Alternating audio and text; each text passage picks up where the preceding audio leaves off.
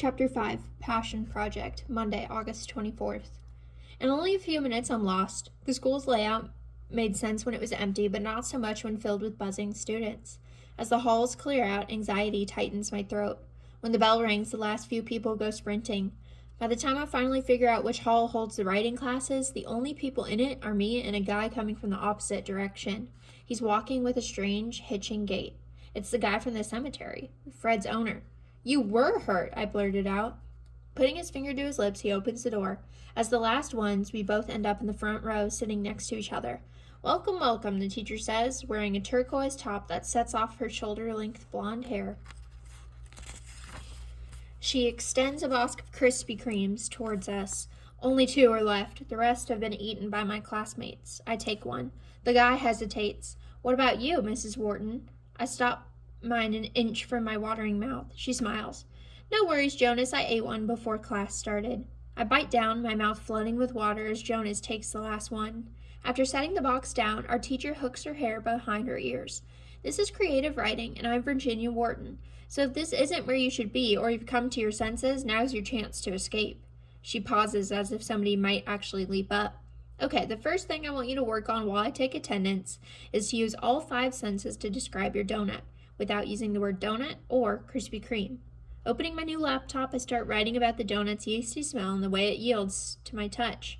She begins calling roll. At my name, I look up and answer, "Here." Her bright blue gaze regards me. "You're new this year, aren't you, Piper?" "Yes, ma'am. I moved here from Eugene." "Well, welcome." The guy's full name is Jonas Shortridge. He seems to be making a point of not looking at me, so I make a point of not looking back. Mrs. Wharton says this year, one thing we'll be working on is showing, not telling. If you wrote that your donut is tasty, that's telling. I want to feel like I'm the person eating the donut. So for the next exercise, write about it again, only this time imagine it's being eaten by a famous person or your favorite character. Write 5 or 6 sentences in first or third person showing this individual eating it. While you can use the word donut, you can't use any form of the word be. Am, is, are, was, were, being, been. Those are words that lead to telling. How would Kelly McBain regard my 2/3 eaten donut? Probably as a clue. I write about the shape of the tooth marks, the fact that it still seems fresh, and the lack of smudges on the spongy white exterior, indicating that whoever held it had clean hands. Next, Mrs. Wharton says, write about the donut again, only this time don't use adverbs or adjectives. A word that ends in ly is just calling out for a stronger verb. As she goes through first day busy work, like checking out Chromebooks to those who need them, Mrs. Wharton keeps giving us new exercises by the now long departed donuts. It's actually fun. One by one, we were sent down the hall for school pictures. I feel a pang of my old self, the kid who wanted the picture package, but whose mom usually didn't have the money to pay for it.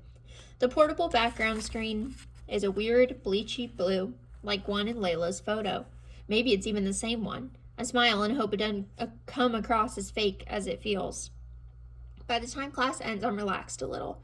The rest of my classes are more formal. Unfortunately, none of them involve donuts. I mostly feel invisible, but I don't mind.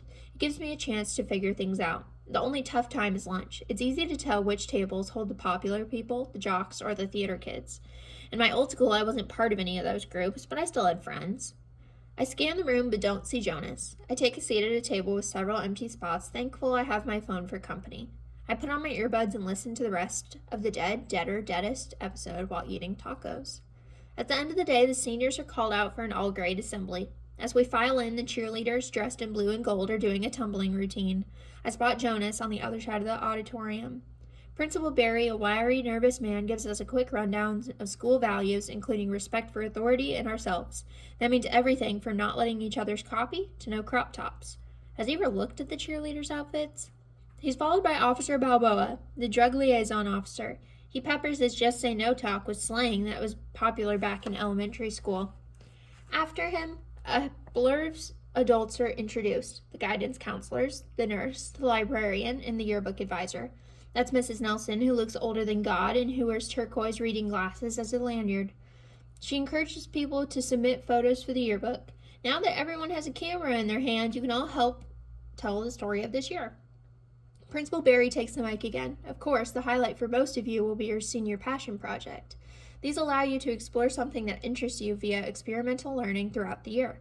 At my old school, we didn't have a senior passion project. In fact, it was pretty much expected that most of us weren't that passionate about school. Plus, a senior passion project sounds like a lot of work.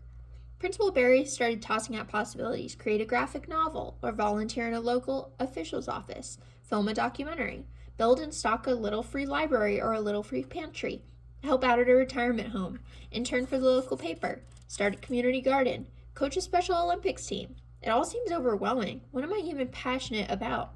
The first step will be proposing your project to your advisor. Then I remember. Dead, deader, deadest. Everyone knows Kelly McBain got her start podcasting in her bedroom.